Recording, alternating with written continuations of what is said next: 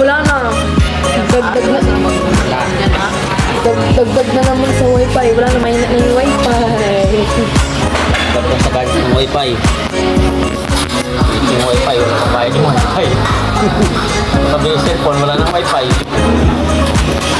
Tumunog na. Wala kong ano. Wala kong SIM. Parang yung SIM. Eh, SIM ni mama din yan ang ginagamit. Bumili ang SIM. Yung kay mama na.